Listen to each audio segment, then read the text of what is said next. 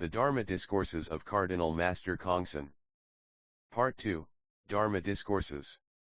Chapter 15, Entrustments. 1. On his sickbed, Cardinal Dharma Master Chongsan asked, "Do you know what our original intent is?"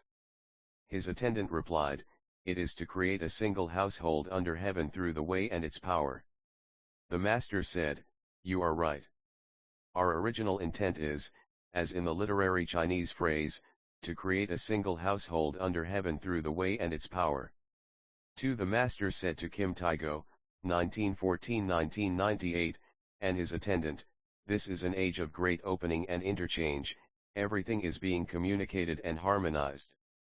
Hence, in our scriptures, any passages whose application might be construed as confined to a specific locality or religious sect should be appropriately revised at this time, so that the founding master's sacred original intent may be made fully manifest and the dignity of the texts as the presiding scriptures of this age may not suffer in the least.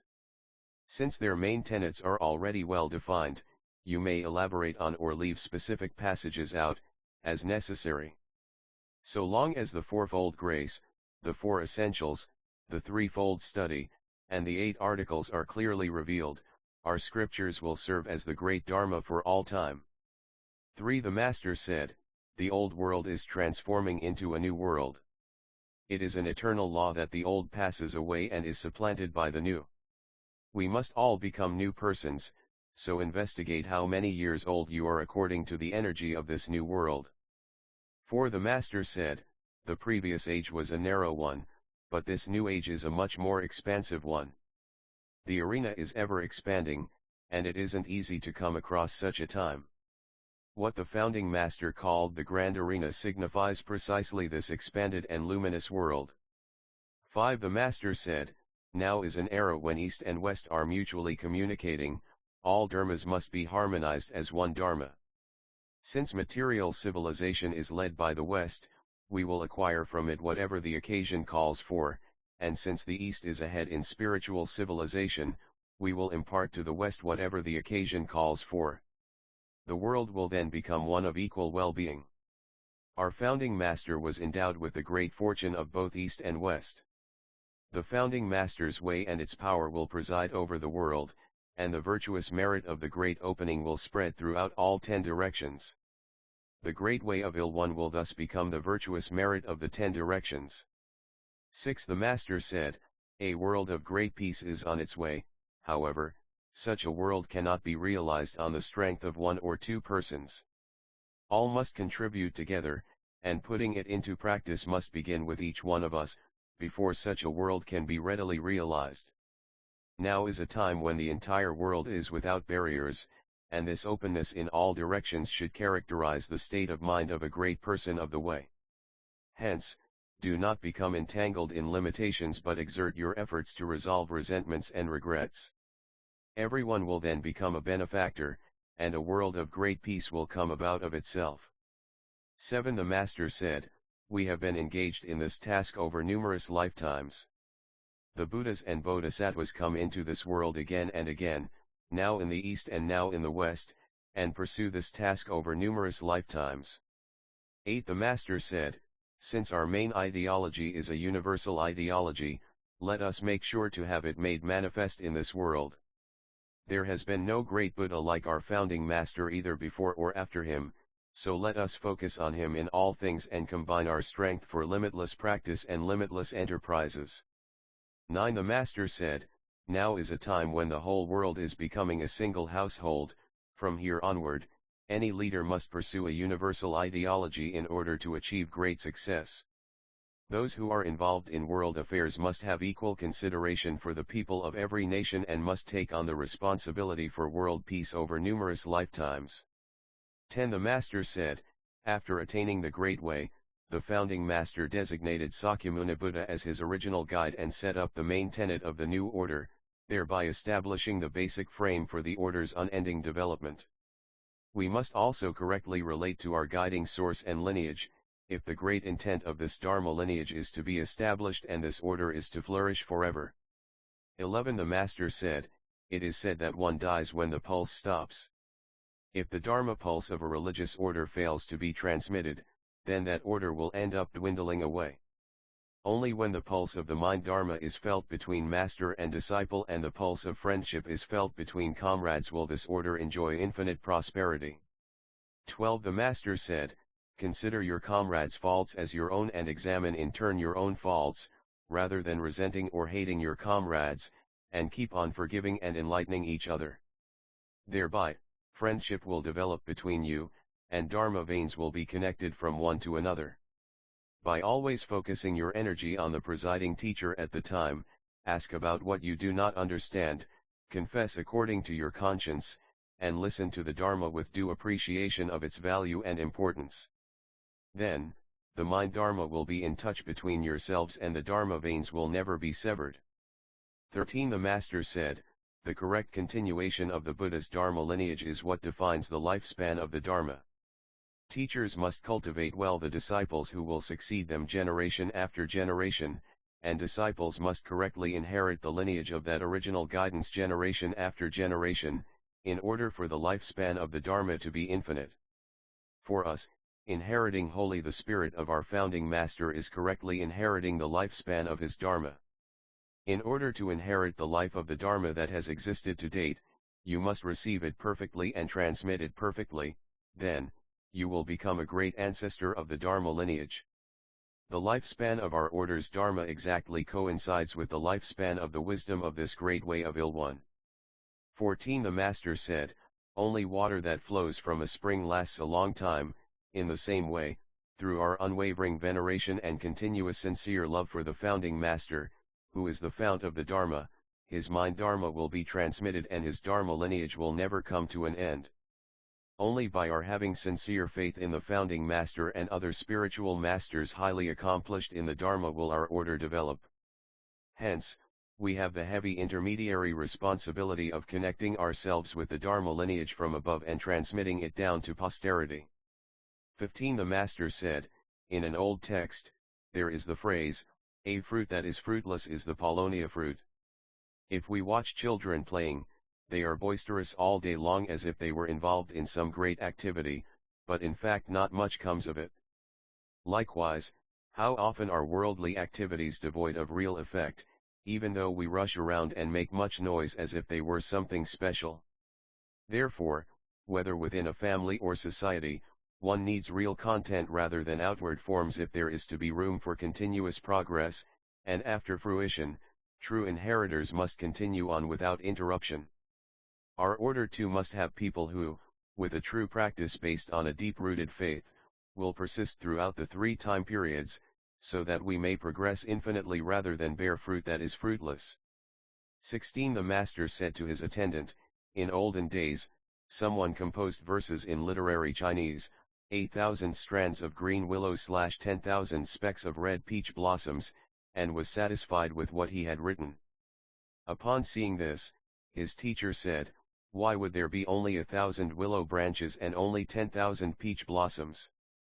You should say instead, strand after strand of green willow / speck after speck of red peach blossoms. Thus, the teacher is said to have greatly enlivened those lines. This is a story to which those who record and compile Dharma instructions should pay close attention. 17. Listening on his sickbed to the sacred hymns students sang, the Master said, in my childhood, I took them as heavenly words and thought, through music and the joyful arts, I will save the world.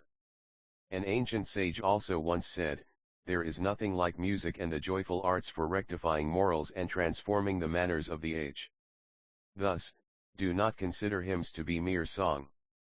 They contain truth, so sing them reverently while pondering the words.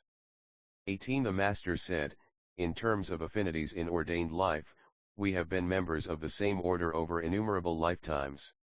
However, there were also not a few occasions when we were close relatives in terms of our secular affinities. 19. The Master said, the affinity between parents and offspring may be extremely important, but so too is the affinity between teacher and disciple. Since we are ever the same family, let us share both suffering and joy, not only in this lifetime but throughout all eternity.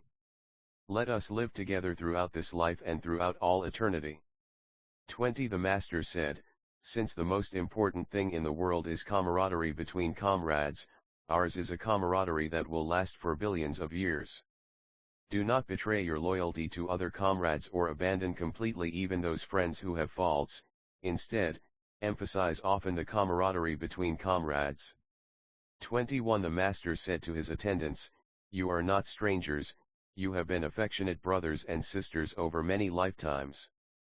You must love each other like gold and take care of each other like jade." 22 The Master said, "It will be easy to accomplish great tasks if you have the right kind of close affinities. If you have the wrong kind of close affinities, you will face many difficulties throughout your life." 23 The Master said to Yi Tongjianhui, "Human affection and integrity are the foundations of the way and its power."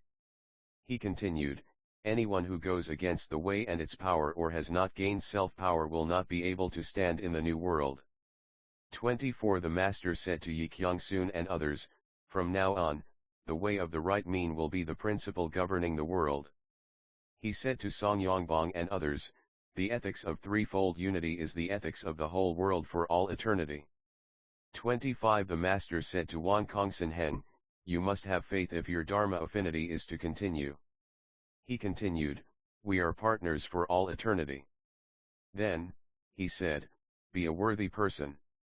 One who is free from greed is the worthiest of all." 26 The Master said to Song Songwon and others, "Practice in accord with the functioning of self alone. Practice by taking oneself as the suitable measure." Later, the Master said to Yu Changsun and others, "Practice self-cultivation in accord with the functioning of self alone, and let us attain world peace in accord with the functioning of harmony alone." 27 The Master said to Song Chamyong and others, "It was difficult for women in the past to engage in the affairs of the wider world. However, thanks to the founding Master, you have become workers in the wider world. Hence, you should mutually forgive and take care of each other and devote yourselves wholeheartedly to this task life after life. Guard your purity by remaining celibate and become even greater global persons throughout all eternity." 28 The Master said to Yi Paoun, "It is easy for a person with much wisdom to have few blessings, hence, one should balance the two well." He continued, "From now on, all things will be accomplished on the basis of self-effacement, not through willful self-assertion, and people will be treated in accord with their conscience, not falsehood." 29 The Master said to Sun Bong, "No one lacks the potential to become a great-hearted person, hence, arduously practice to become a great-hearted person by broadening your mind and horizons. Even though your physique might be slight, if your mind is great, you are a great-hearted person. Even if your physique is large, if your mind is small, you are a lesser person." He continued, "What is essential in the practice of becoming a great-hearted person is to be tolerant in all matters." 30 The Master said, "We are all descendants of Il One. From now on, people in the world will not particularly dwell on distinctions of ethnicity or family lineage, but will all live as descendants of a single household." 31 The Master said, "Greatly widen the scope of the mutual benefit societies for taking care of parents and broadly fulfill one's duty as descendants of the whole world. Plan all things so that they have wide, not narrow, reach. Establish a benefit society of the vitally interconnected in every community to support one another and encourage fine customs, then, a peaceful world will not be far off." 32 Each time physicians came to see the Master on his sickbed, he welcomed them, saying, "You should become good doctors who cure people's physical illness, and we should be good doctors who cure people's sickness of the mind, so that all of us together may make this world a better place." To the nurses he would say, "A wonderful world is coming. So, let us all keep our minds in a wonderful state so that we may together become great workers in the new world." 33 The Master said to his attendant, "Get rid of the fish tank, I want to see the fish swimming freely in their pond. Get rid of the flower vase, I want to see the flowers in the garden in their natural state.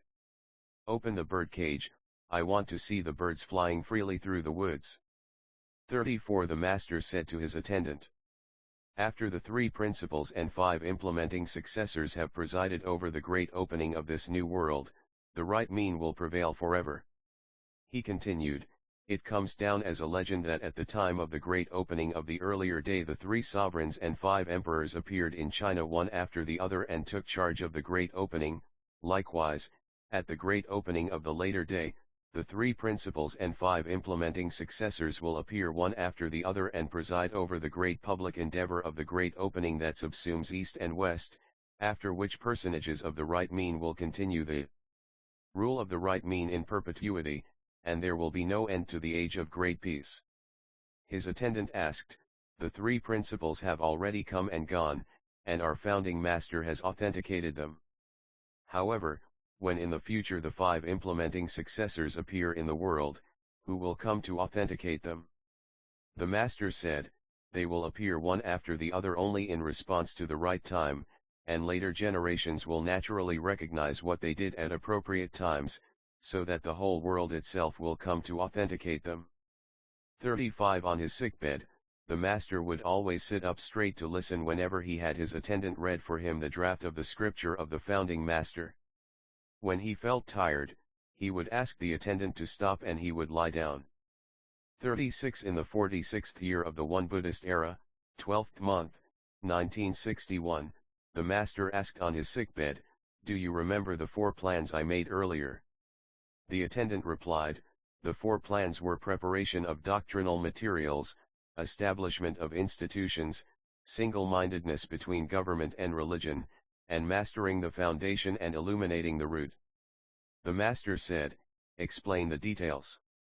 The attendant replied, preparation of doctrinal materials means completing the compilations of the principal book of One Buddhism and the scripture of the founding master, editing religious texts such as the Canon of Propriety, Yejin, sacred hymns, Sangha, and so forth, so that all materials necessary for edifying the public will be fully available.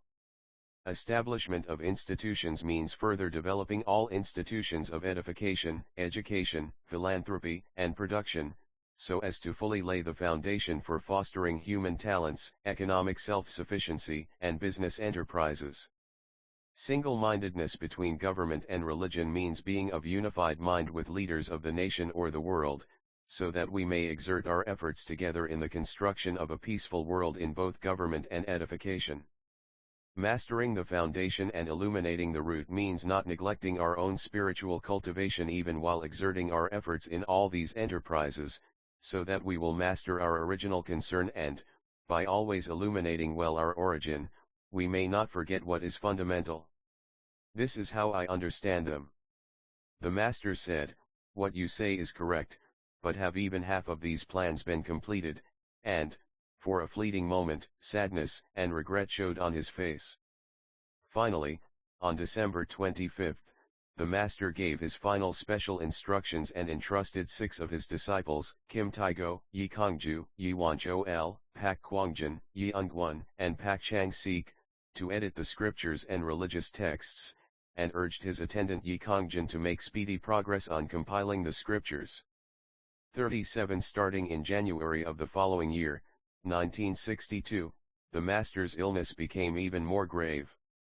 Most of the important personnel from institutions and temples gathered.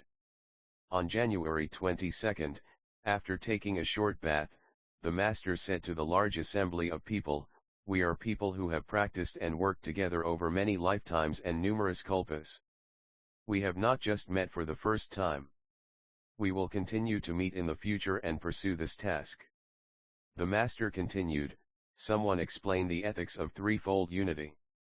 At the attendant's request, Kim Taigo replied, unity of the source of all principles means that all religions in this world have a single principle within a single boundary. Interconnectedness through a single vital force means that all living beings in this world form a single household and a single family. Unity of enterprise means that all enterprises in this world constitute a single workplace with a single workforce. This is none other than the grand universal ideology, which is founded on the founding master's great way of Il-One. It is, as you have said, the ethics for the whole world and for all eternity. The master said, what you say is right. Trends in this world are gradually turning toward this path. Hence, you must be the first to observe the ethics well and spread it widely, so that our Dharma becomes the great Dharma of the entire world for all eternity. 38 After having had it explained once again, the Master said, "If you have any questions, ask me." Shortly afterward, the attendant asked the Master on behalf of the assembly, "Shall we take the gist of the ethics of threefold unity as your transmission verse?" The Master said, "Yes, do so. In the past, the various ways under heaven took separate directions, but now is the time for their coming together. Hence, you must all work hard together to make the world a single household through the great way of Il-One, which is the grand universal ideology." He then told those gathered to disperse. That afternoon, he recited the verse. With one truth in one world. As one family and one household. As one workforce in one workplace. Let us build the world of Il-One. Then, on January 24, 1962, he entered Nirvana with great dignity and serenity.